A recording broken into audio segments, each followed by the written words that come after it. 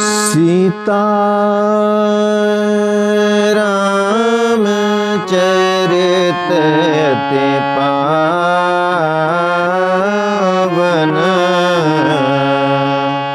मधुर सरस रोते मन भावन। पुनि पुनि केतन सुने सुनाए,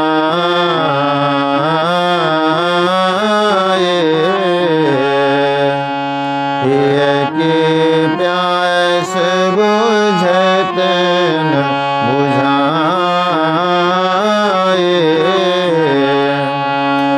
भरत प्रिय रामचंद्र की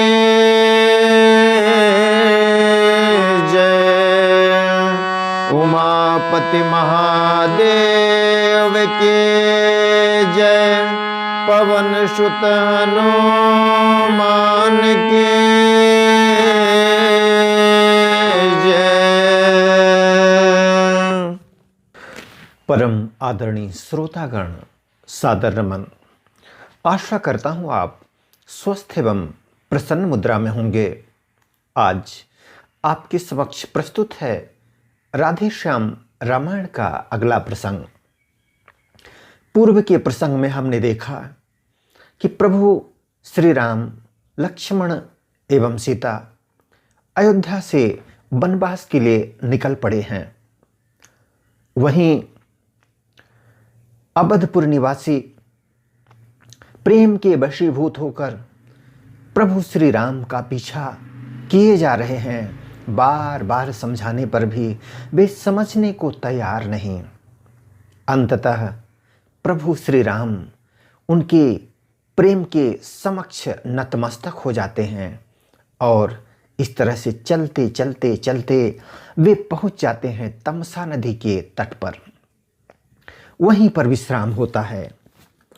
कुछ ही क्षणों बाद दिन भर के थके हारे सारे अयोध्यावासी नींद के आगोश में जाने लगते हैं। यह देखकर या तो इसे स्वाभाविक थकान समझें या लीलाधाम प्रभु श्री राम की माया कि सब गहरी नींद में चले गए हैं। इसी बीच प्रभु श्री राम ने अपने रथवान से कहा है कि यही उचित समय है कि कुछ ऐसे बीहड़ रास्तों से होकर आगे बढ़ लिया जाए कि ये यदि जगें भी तो सहजता से पीछा न कर पाएं और अंततः सुबह जब वे हमें नहीं देखेंगे तो अंततः अयोध्यापुर वापस चले जाएंगे। इस बात पर मंत्री जी ने कहा है प्रभु श्री राम से कि एक प्रकार का ये धोखा होगा, इन्हें सोता हुआ छोड़कर निकल चलें तो।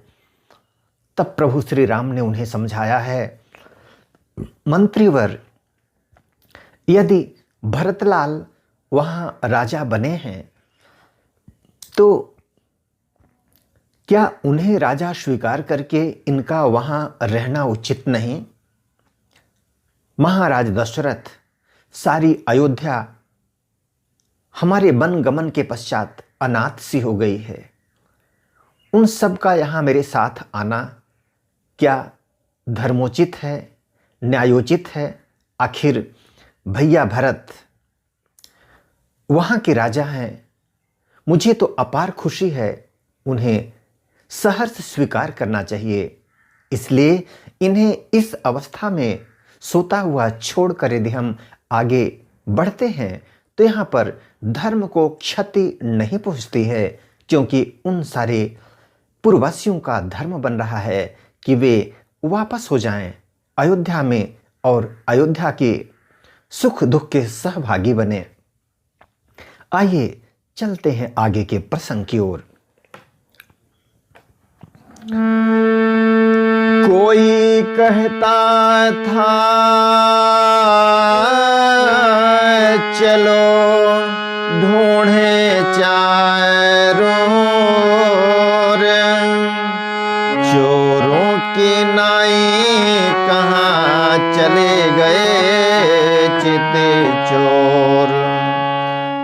प्रभु श्री राम के वहाँ तमसा नदी से आगे प्रस्थान कर जाने के बाद जब ये सुबह उठते हैं तो ढूंढने लगते हैं चारों ओर और कहने लगते हैं चोरों के जैसे, चित चोर प्रभु कहाँ चले गए।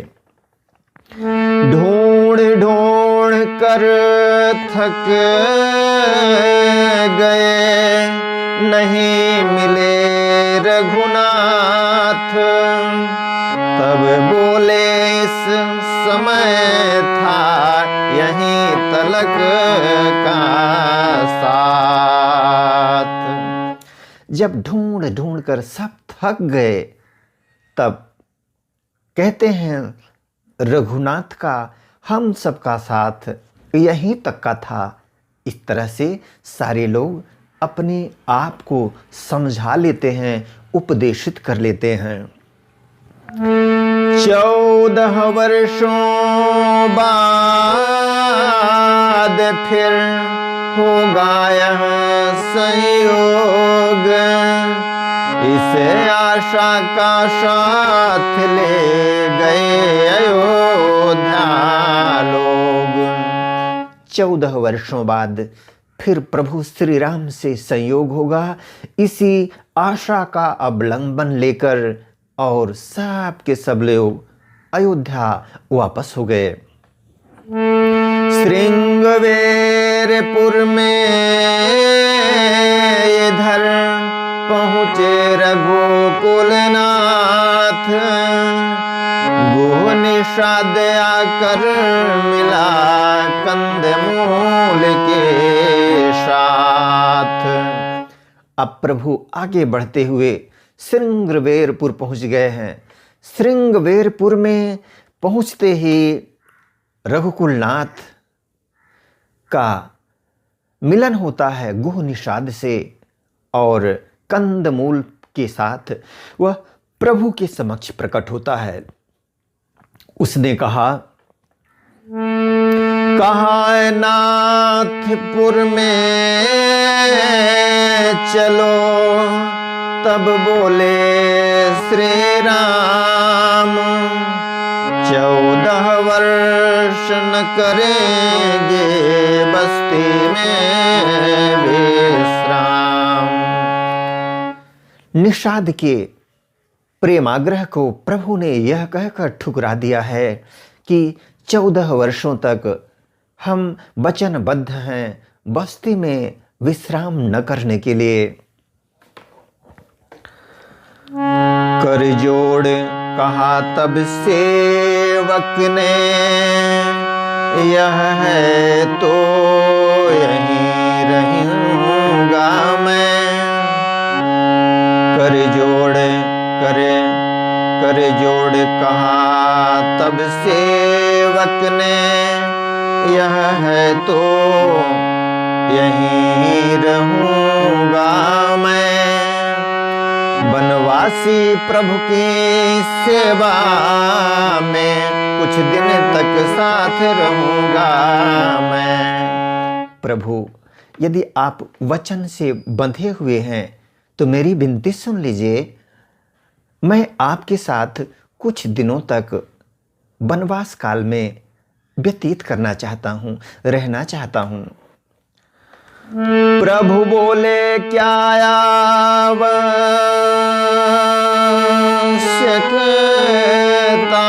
है। प्रभु बोले क्या आवश्यकता है। वह बोला चावे दास का है। सरकार न इसको ठुकराए, यह हार्दिक भाव दास का है। जब उसने ऐसा आग्रह किया तो प्रभु ने कहा इसकी आवश्यकता कहाँ है। तब उसने कहा यह दास की तमन्ना है कि वह आपके साथ वक्त व्यतीत करे। तब इस हार्दिक भाव को सुनकर प्रभु श्री राम ने आगे कहा, मौन हो गए दयानिधि, मानो है स्वीकार। सीमा हो जब प्रेम की, तब फिर कहाँ विचार। दयानिधि श्री राम मौन हो गए हैं, मानो उन्होंने स्वीकार कर लिया है निषाद राज की बात को। और जब प्रेम अपनी सीमा के चरम पर हो तो वहाँ विचार फिर काम नहीं करता।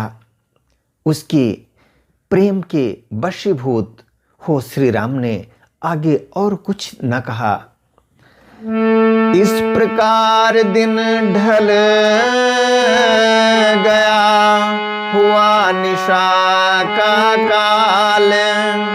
एक वृक्ष की छाह में, एक वृक्ष की छाह में लेटे लेटे दीन दयाल। एक वृक्ष की छाह में लेटे दीन दयाल। इस प्रकार जब दिन ढल गया, रात्रि काल में दीनदयाल श्री राम जी वृक्ष की छाह में लेट गए हैं। पृथ्वी का पलंग बनाया है, जिस पर पत्तों का बिस्तर है। वह उस पर सोता है देखो, जो दशरथ नंदन रघुवर है। पृथ्वी का पलंग बना हुआ है, इस पर पत्तों का बिस्तर है। देखिए तो अजब लीला, जो दशरथ नंदन रघुवर है वह इस शैया पर शयन करने जा रहा है। जो रही सदैव ही डोले में, इस समय धूलि धूसर है वह। जिसको वैदेही कहते हैं, सो रही कुशाओं पर है वह। जो सदैव हिंडोले में रही है, आज वह धूल धूसरित है। जिसको वैदेही कहते हैं, वह कुशाओं पर सो रही है। वीरासन में बैठे हुए,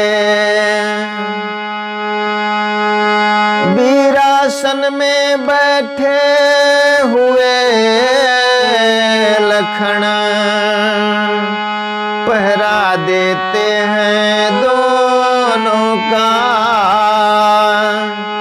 चरितार्थ कर रहे हैं मानो, चरितार्थ कर रहे हैं मानो, पृथ्वी पर धर्म सेवकों का। और इस समय पर लक्ष्मण कुमार जी दोनों का पहरा देने के लिए वीरासन पर बैठे हुए हैं, मानो वे इस पृथ्वी पर सेवकों के धर्म को चरितार्थ कर रहे हों। यह परिवर्तन का दृश्य देख, करुणा में डूब निषाद गया। बूढ़ा सुमंत भी दुखी हुआ, रग रग में व्याप विषाद गया। इस तरह का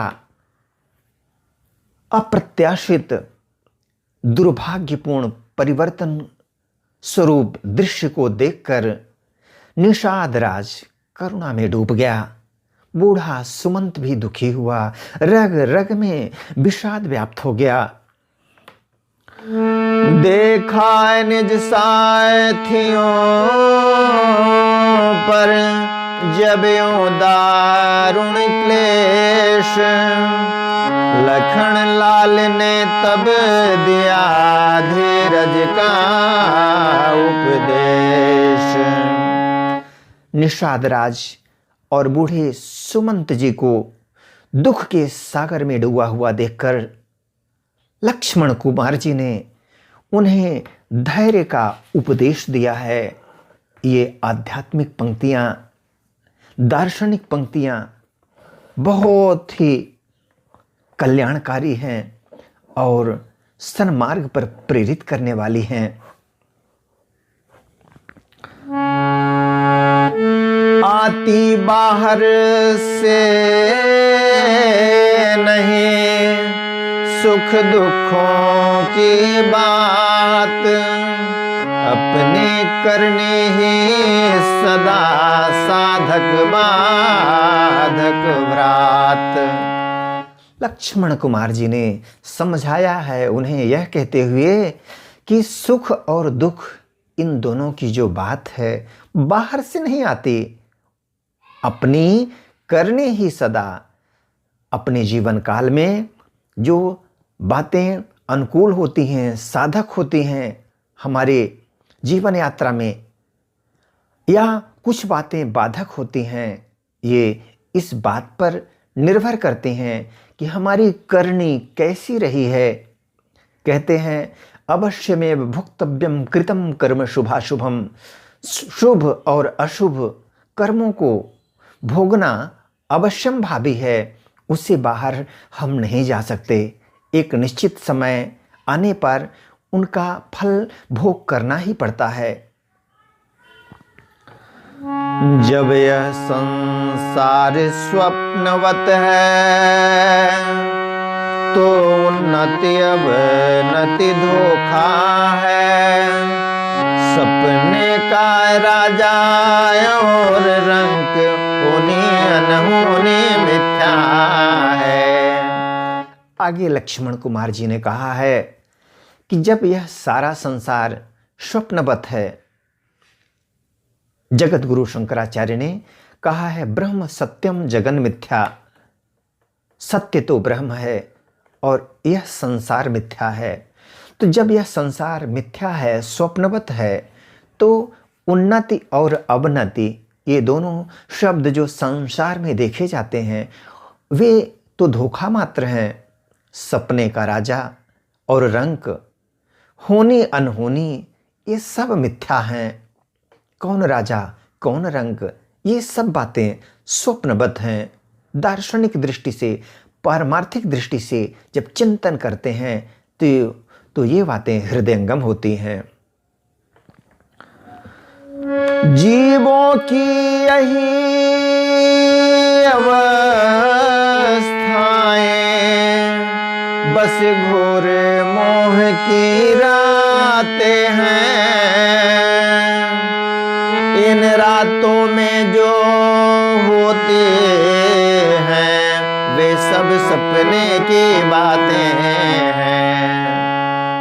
उन्होंने कहा जीवों की यहाँ जो अवस्थाएं संसार में देखी जाती हैं सब घोर मोह की रातें हैं। घनघोर मोह के वशीभूत यह संसार सुख और दुख का अनुभव करता है। इन दुख की रातों में, मोह की रातों में ये जो भी घटनाक्रम होते हैं सारे स्वप्नवत होते हैं। इनमें योगी जन जगते हैं, अज्ञानी जनता सोते हैं, या वे जग जाते हैं जिन पर कुछ कृपा ईश की होती है। आगे लक्ष्मण जी ने कहा है कि ऐसी मोह की रातों में जो योगी जन होते हैं, जो ज्ञानी जन होते हैं, जो साधक होते हैं, वे जागृत रहते हैं। उनका ज्ञान चक्षु जागृत रहता है, जिससे मोह के वशीभूत होकर वे घटनाक्रम को देखकर दुखी नहीं होते। और जो अज्ञानी जनता है वह मोह की निशा में सोई रहती है और यह मोह निशा ही उनके दुख का कारण है। या कुछ लोग जागृत हो जाते हैं, मोह निशा से उबर जाते हैं, जिन पर प्रभु की कृपा होती है। बस यही समझ कर दुनिया का सुख दुख सहन करना अच्छा, इस धारा से तरना हो तो, इस धारा से तरना हो तो हरि का सुमिरन करना अच्छा। यही समझकर भ्राता निषाद राज एवं मंत्रीवर सुख दुख को सहन कर लेना अच्छा होता है। और इसी धारा से यदि हम आगे बढ़े तो जीवन तर जाता है, हम सुख दुख से निर्लिप्त रहते हैं। और इसीलिए हरि का सुमिरन हर हाल में करना अच्छा होता है। इस प्रकार सत्संग में बीत गई वह रात, राम सिया वन में जगे जग में हुआ प्रभात। इस तरह से सत्संग करते करते रात बीत गई। तब तक प्रभु श्री राम सीता जी जग गए हैं और संसार में प्रभात हो गया है। मगवा कर बटका दूध वहीं सिर जटा बनाई रघुवर ने, मानो बिजली के साथ साथ बदलियां उठाए रघुवर ने। वहीं बट वृक्ष का दूध मंगवाकर प्रभु श्री राम ने अपने सिर की जटा बनाई है। ऐसा लगा दृश्य को देखकर मानो बिजली के साथ साथ बदलियां उठ गई हैं। इस तरह से उनकी जटा अब सुशोभित हो रही है नहीं शीश पर जटा जोट, यह वन का ताज विराजा है। बलिहार अयोध्या का राजा इस समय बना बन राजा है। अरे उनके शीश पर, प्रभु श्री राम के शीश पर जटाजूट को देखकर ऐसा लग रहा था यह वन का ताज हो, ताज सुशोभित हो रहा हो। बलिहार अयोध्या का राजा इस समय बना बन राजा है, मानो बन के राजा बन गए हों प्रभु श्री राम। महलों वाले वन वाले, दो ही तो जग में राजा हैं। वैरागी होकर राजा हैं, यह त्यागी होकर राजा हैं। महलों वाले या वन वाले, इस संसार में दो ही तो राजा होते हैं। महलों वाले जो राजा हैं वो राग वाले राजा हैं। राग माया मोह में लिप्त हैं, अटैचमेंट है जिनका संसार के साथ। और ये जो वन के राजा हैं त्यागी होकर राजा हैं, सब कुछ त्याग कर मोह निर्मोही होकर निर्लिप्त होकर वैराग्य की दुनिया में वैराग्य के भाव से जीने वाले राजा हैं। ऐसे त्यागी राजा प्रभु श्री राम बन गए हैं।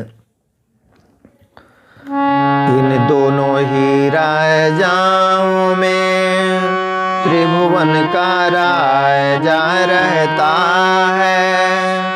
बस्ती में कभी दमकता है, जंगल में कभी महकता है।